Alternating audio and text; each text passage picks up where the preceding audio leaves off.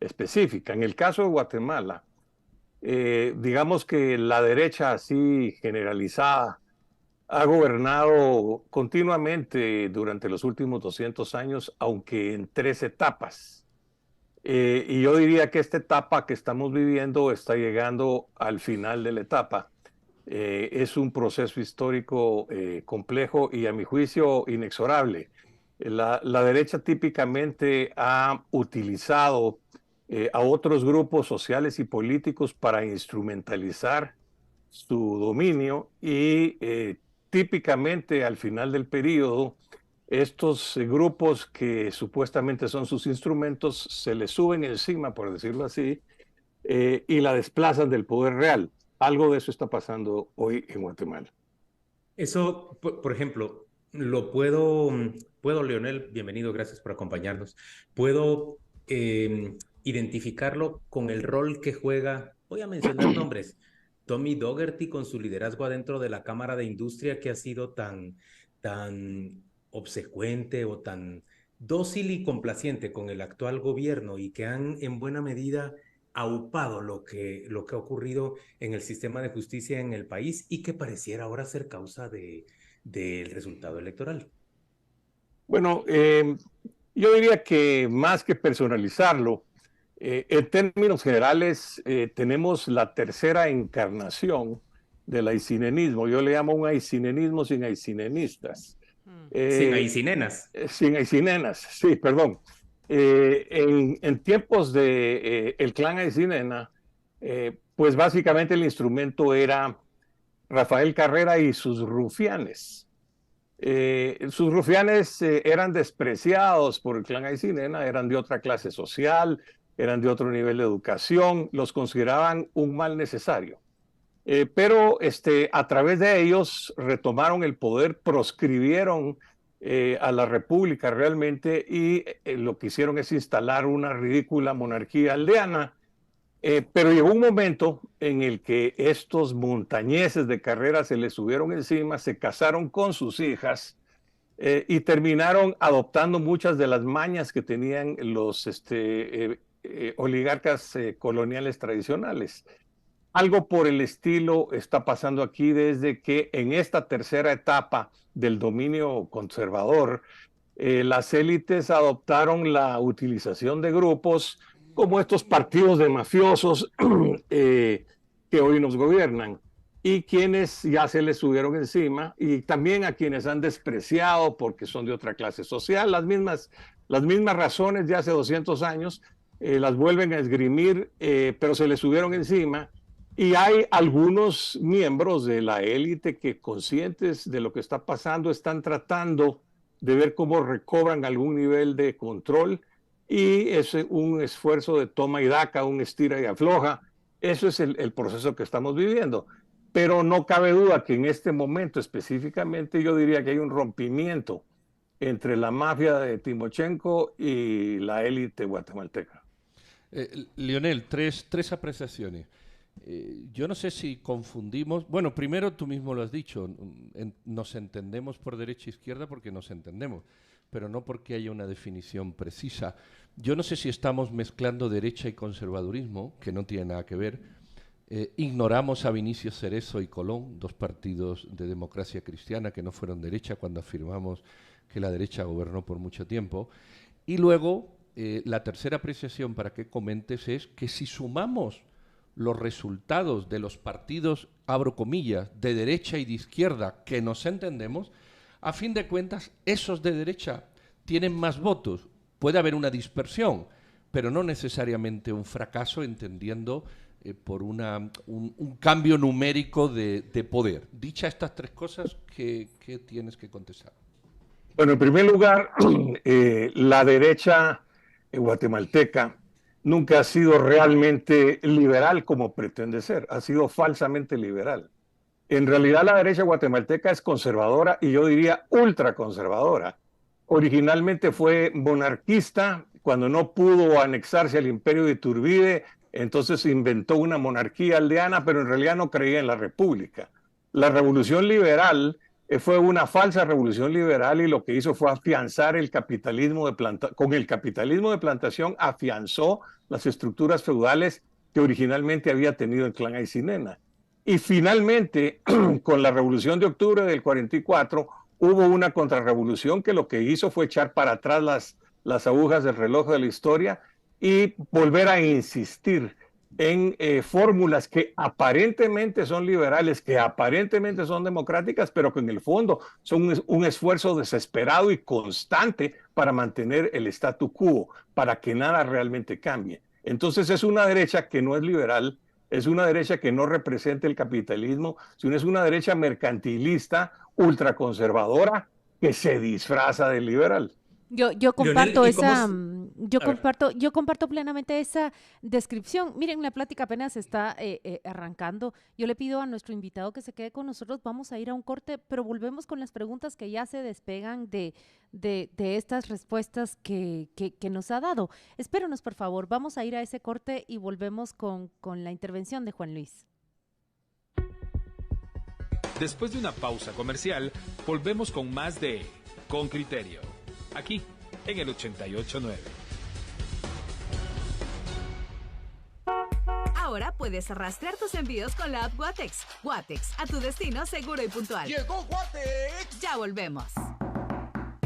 Ahora tu cuenta monetaria o de ahorro BI te da hasta 2 millones en premios. Haz la cuenta. Haz la cuenta. Haz la cuenta. Haz la cuenta, que tu cuenta BI tiene beneficios de hasta 2 millones de quetzales en premios. Si aún no tienes una cuenta monetaria o de ahorro BI, ábrela en cualquier agencia BI, llamando al 24 11 62 65 o desde BI en línea app. Banco Industrial, juntos siempre hacia adelante. Cruz Verde. Aquí, cuando nos visites o nos llames, encontrarás todo en un solo lugar. Cruz Verde, surtida. Descarga la app Guatex desde Google Play y App Store. Guatex, a tu destino seguro y puntual. ¡Llegó Guatex! Estamos de vuelta. Guatex. Estamos de vuelta con más del programa líder de opinión en nuestro país. Con Criterio, por Fabulosa 88.9. Ya estamos de vuelta en Radio Con Criterio. Juan Luis, habías dejado suspendida tu pregunta. Sí, después de que Leonel dijo que la derecha guatemalteca en realidad es mercantilista y es más bien conservadora y no liberal, yo le pregunto, ¿cuál derecha en el mundo le llama la atención por lo opuesto, por ser verdaderamente liberal? ¿Y cómo suscitamos en Guatemala, cómo podemos inspirar en Guatemala? Pues eso, una derecha que se apegue más a principios liberales, que buscan realmente igualdad entre las personas y en términos de derechos y oportunidades, y no solo privilegios para unos pocos. Bueno, la derecha, por decirlo así, más que hablar de la derecha, yo voy a hablar de las repúblicas democráticas que funcionan. En las repúblicas democráticas que funcionan, como describía Fukuyama en El fin de la historia, son sociedades en las que, digamos que cuando le aprieta mucho la bolsa al electorado, pues entonces vota por la izquierda, y cuando ya siente que está perdiendo muchas libertades, se va para la derecha. Y entonces hay un proceso constante en las democracias funcionales en el que se alternan en el poder socialdemócratas, liberales y conservadores, según sean las circunstancias del pueblo en cada momento. En Guatemala tenemos una nefasta situación prolongada deliberadamente por los aycinenistas, que es mantenernos atrapados en esa ridícula disputa entre neoleninistas, que son extrema izquierda, y ultraconservadores que no quieren que nada cambie. Entonces, mientras no salgamos de esa trampa falsa, que no representa, por cierto, la opinión de la mayoría de la sociedad, mientras no salgamos de eso, vamos a seguir siendo subdesarrollados. Lo que tenemos que hacer es empezar a transitar hacia un régimen auténticamente democrático e institucionalizado en una república que funciona.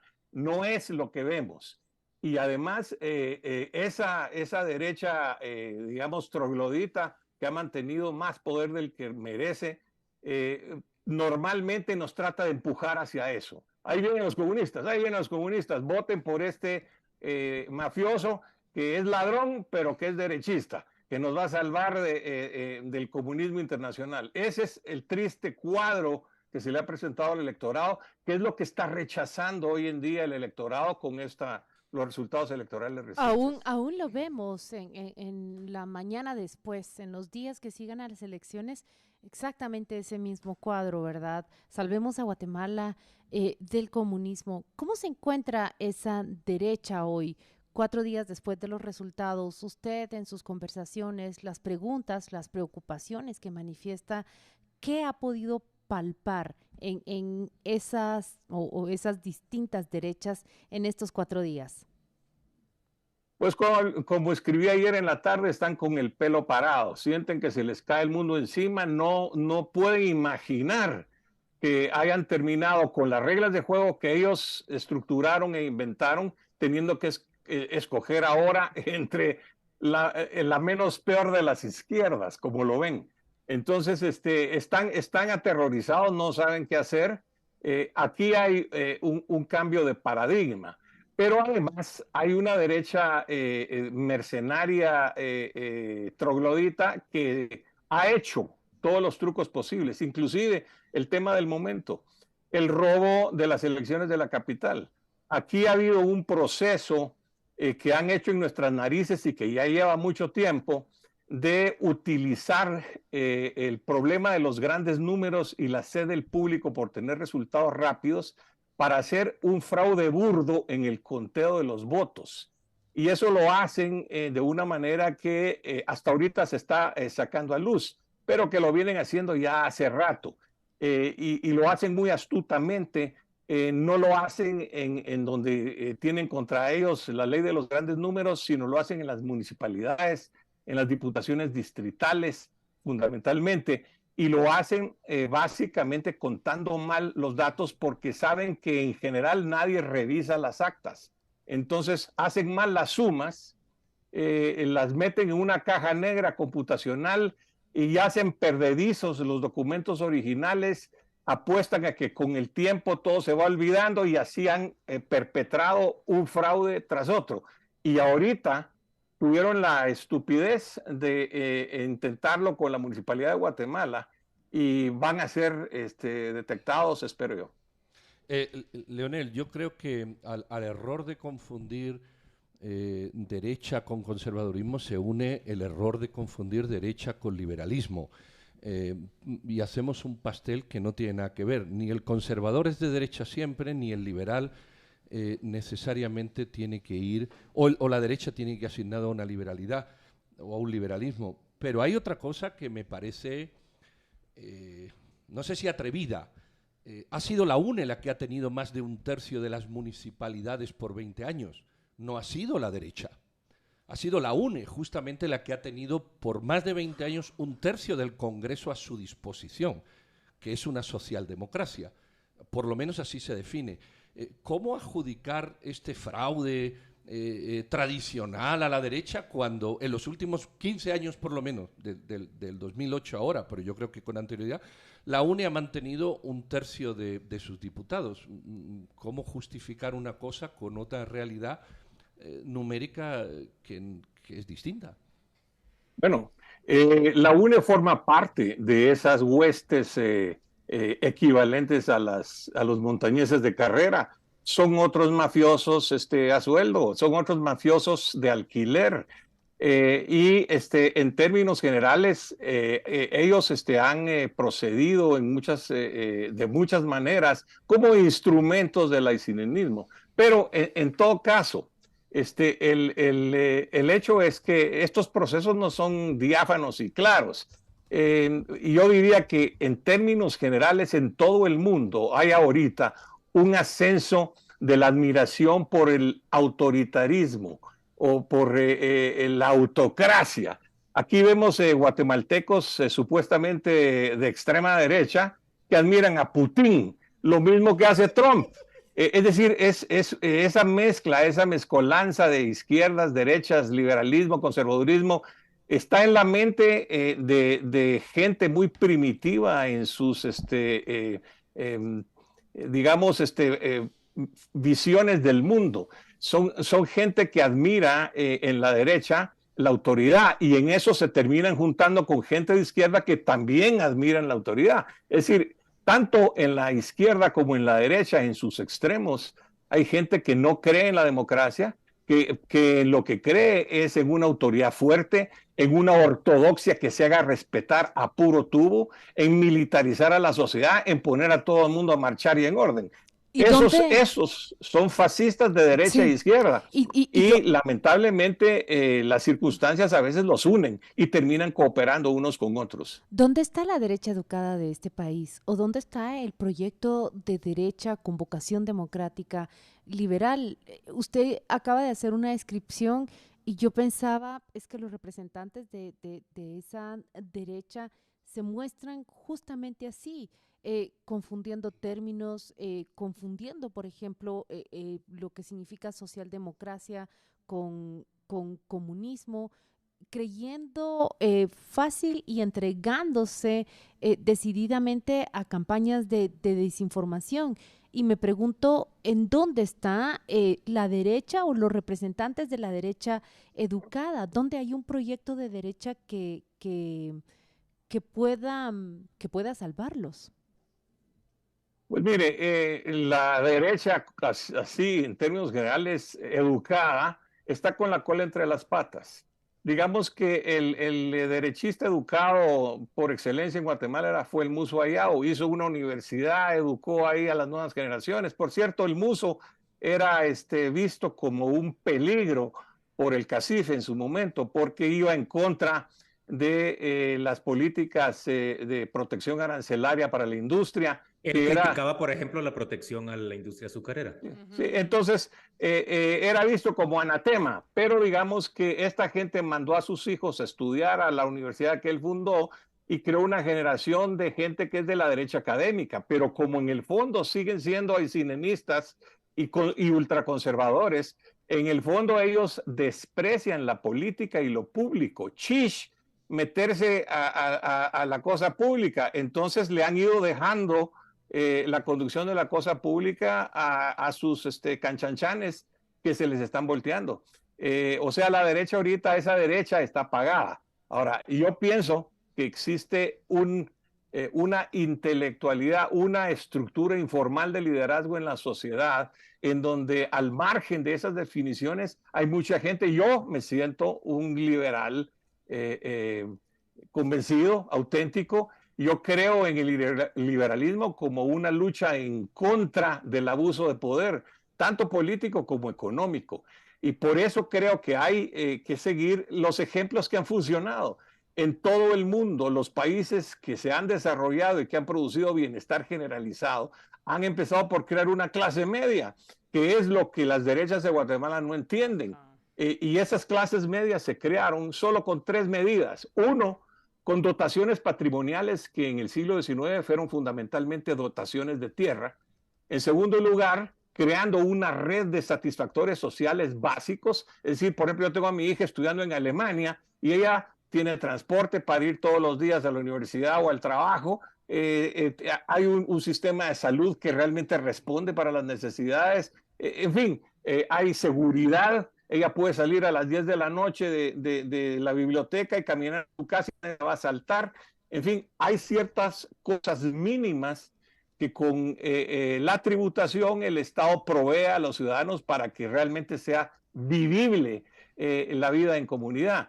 Ese es el segundo punto, crear esa red. Y finalmente han creado incentivos para la gran inversión, no apelando a esta ridícula fórmula que solo un puyúsculo de intelectuales que tienen despegados los pies de la realidad creen y que se va automáticamente a derramar sobre nosotros la prosperidad si tenemos supuestas reglas claras. No es así.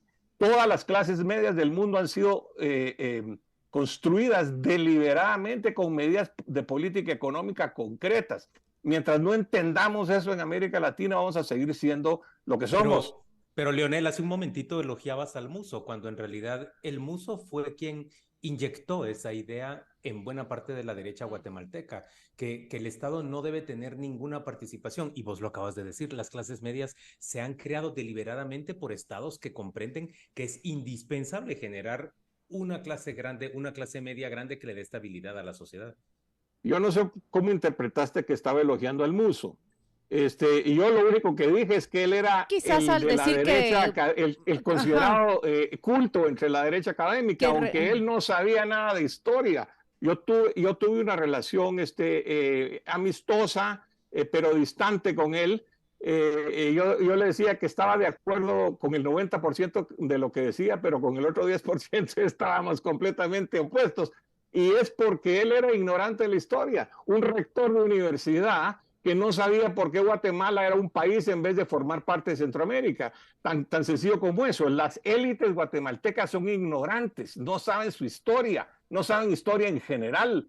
Y entonces los mandan a estudiar a Sunshine University y regresan con un título sobre maestría en religiones tropicales y entonces son gerentes generales. Esa es la élite que tenemos, no son inteligentes, no son cultos. Entonces, con ese tipo de élite, las cosas tienen que ocurrir desde abajo como está ocurriendo ahorita.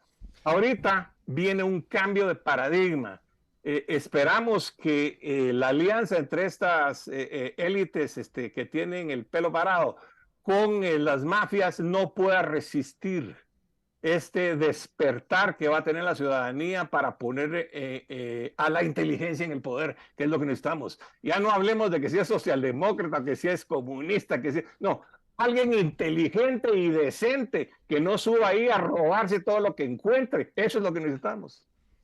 Yo no quiero partir una lanza por alguien que falleció, Leonel, y se le llama ignorante en la historia, pero sí creo que es atrevido, posiblemente falaz, y sobre todo impide que la persona fallecida lo pueda mostrar o demostrar.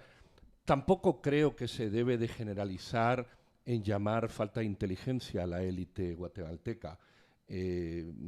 Porque entonces quizás uno se excluye de la élite guatemalteca al considerarse inteligente o se reconoce torpe al estar en ella. Creo que el análisis pasional requiere de una reflexión menos pasional, porque de lo contrario es difícil construir fuera de emociones que no se justifican con razones. Es lo que me impresiona de tu exposición. Tenés razón, Pedro.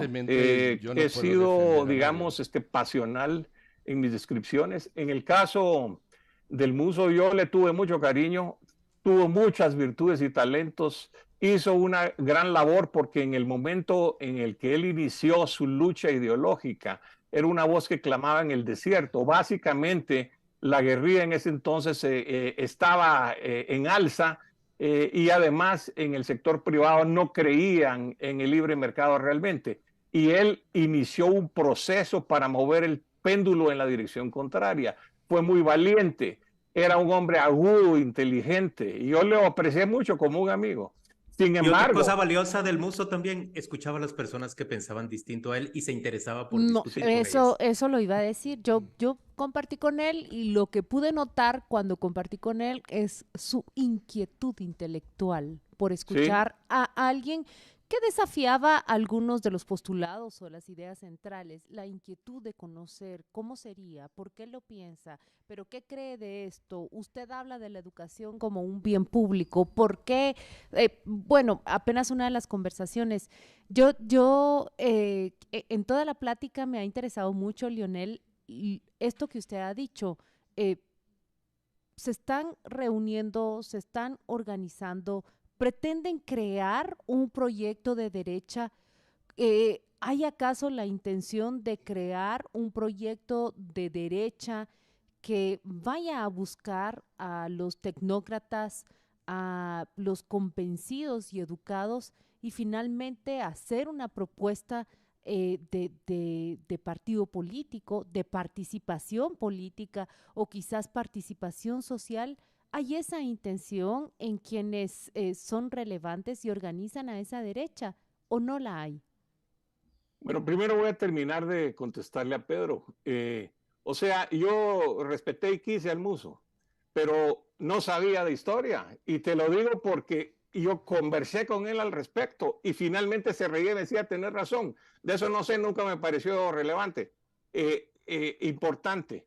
Así es, no sabía por qué Guatemala se había independizado y había sido un país diferente, no tenía una explicación clara. En todo caso, el punto al que voy es el siguiente. Hay procesos de cambio social que están ocurriendo independientemente de la participación de las personalidades. Yo no sé qué quiere hacer el CACIF. Yo en lo personal he escrito un manifiesto fundacional sobre un partido liberal auténtico para Centroamérica.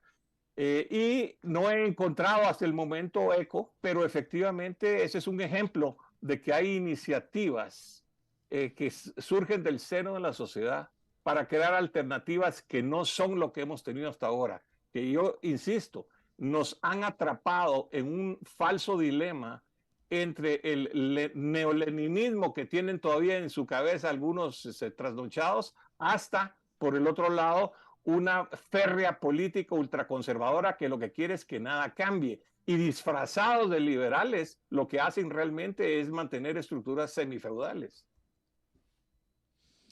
Eso, vamos a estar muy interesados en conocer cómo se perfila un nuevo proyecto de derecha, si es que eso es posible. Vamos a en mi sitio hay una pestaña que se llama Plataforma Ideológica. Ahí Leonel, ¿podrías decir cuál es tu sitio? Hay oyentes de Con Criterio que ahora mismo están diciendo que extrañan tu columna y que quisieran leer lo que vos escribís habitualmente. De ahí tal vez parte un poquito esta pasión con la que me refiero a las élites guatemaltecas. Yo no escribo ya en mi columna en el periódico porque las élites han sido cómplices en permitir que hagan el asesinato institucional del periódico, por ejemplo, entre otras muchas barrabasadas que han permitido y de las que han sido cómplices. Por eso es que me siento apasionadamente crítico de estas élites pacatas y poco ilustradas que han mantenido este régimen que nos malgobierna. De ahí vienen, por ejemplo, mis pasiones sobre este tema. Creo que la élite guatemalteca ha fallado de manera estrepitosa al permitir que sus rufianes hayan cerrado el periódico, como muchas otras barrabasadas que han hecho. Pero en fin, el sitio se llama ciudadanotoriello.com, www.ciudadanotoriello.com, todo en minúsculas, todo sin espacios. Y ahí, entre otras cosas, en la plataforma ideológica hay un manifiesto fundacional de un partido auténticamente liberal para Centroamérica, PLACA. Y lo escribí ya hace 4 años. Pero el sistema político que tenemos, que es un sistema para que no surjan nuevos partidos, para que no haya discusión política seria, para que realmente todo esté en contra de quienes quieren hacer nuevas iniciativas por culpa de la élite guatemalteca, porque tenemos ese sistema político, es que no han surgido otras iniciativas. Están deliberadamente castradas todas las iniciativas de antemano por estos designios implícitos en el sistema legal que nos rige. Leonel, la palabra élite es difusa. Es un saco en el que cada quien mete a quien le parece en el momento. Se insulta a la élite, se desprecia a la élite, se señala a la élite, se culpa a la élite, pero no se define a la élite. Entonces, como que cabe todo, cabe que cada ciudadano haga su bolsa y decida qué mete en esa élite. Yo lo defino muy claramente, inclusive en ese escrito que te recomiendo leer, que dice: son 3 grupos esencialmente los que forman la élite política que manda en Guatemala. Los grandes empresarios, sus descendientes, esos son un elemento. Los otros son los oficiales que ganaron la guerra, que son ya cada vez una gerontocracia más obsoleta, pero ahí están. Y finalmente, las mafias que ellos subcontrataron, por decirlo así, o que permitieron, que son algunos exguerrilleros ayornados como la Sandra Torres y otro montón de gente que está acostumbrada y feliz de vivir pegada a la teta del Estado. Esos 3, esa es la coalición maligna los grandes empresarios, los exoficiales que ganaron la guerra y un montón de exguerrilleros y pancistas, oportunistas que viven amarrados de la teta del Estado. Esas tres fuerzas juntas son esa élite que nos malgobierna, son el régimen.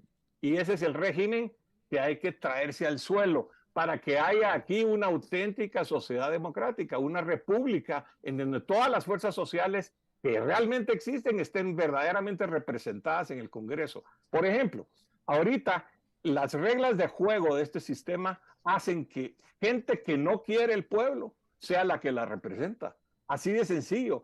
Hay diputados cuya campaña electoral es no aparecer nunca, porque si el pueblo se entera que están de candidatos, no votaría por esa agrupación. Entonces se esconden estos listados y cada vez tienen más. Además, nosotros deberíamos de tener tal vez 60 diputados. Tenemos 160, sobran 100. Y esos 100 son nada más que curules que se han inventado para ir acomodando a todos estos mercachifles a sueldo que tiene la élite.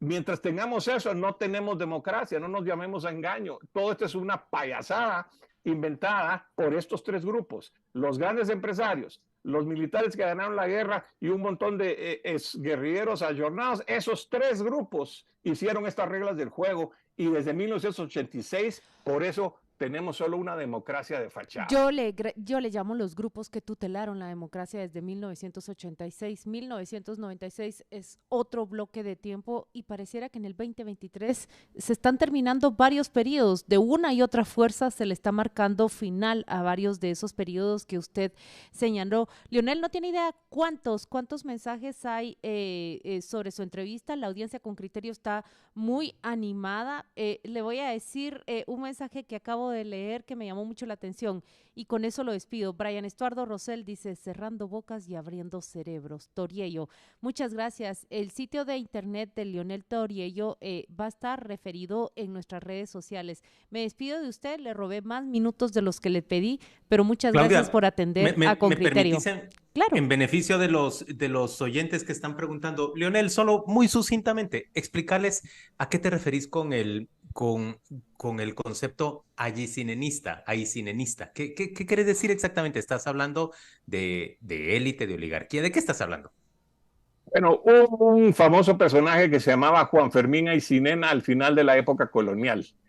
El tipo había venido aquí y con base en los prejuicios que han tenido siempre las élites guatemaltecas, como era canchito de ojos azules, alto y español, inmediatamente se casó con la mujer más rica del reino. Y así se casó 3 veces.